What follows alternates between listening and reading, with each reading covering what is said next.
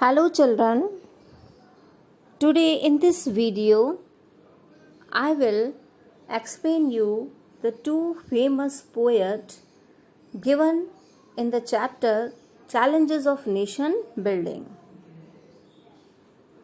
Faiz Ahmad Faiz and Amrita Pritam. So who was Faiz Ahmad Faiz? He was a Pakistani poet and author in Urdu and Punjabi language.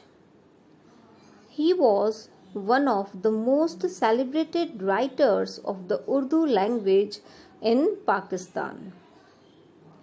Outside literature, he has been described as a man of wide experience, having been a teacher, an army officer, a journalist, a trade unionist, and a broadcaster.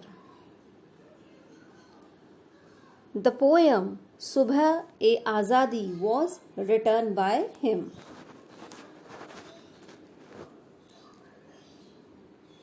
Subh-e-Azadi is an Urdu language poem by Faiz Ahmad Faiz written in 1947.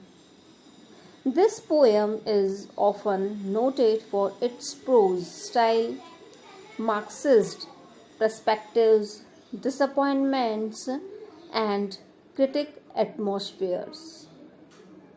It centers partition of India after the British rule was ended in the Indian subcontinents, leading to rise different concerns and feelings associated with multi-ethnic origins.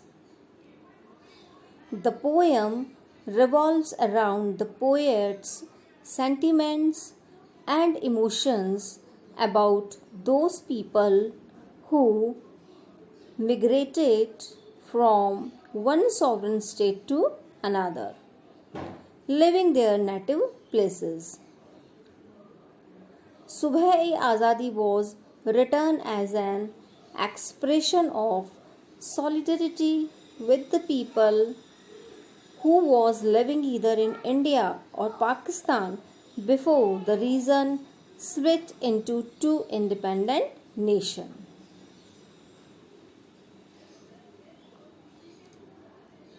Next was Amrita Pritam. Amrita Pritam was an Indian novelist, essayist, and poet who wrote in Punjabi and Hindi. She is considered the first prominent female Punjabi poet, novelist, and the leading 20th century poet of the Punjabi language, who is equally loved on both sides of the India-Pakistan border.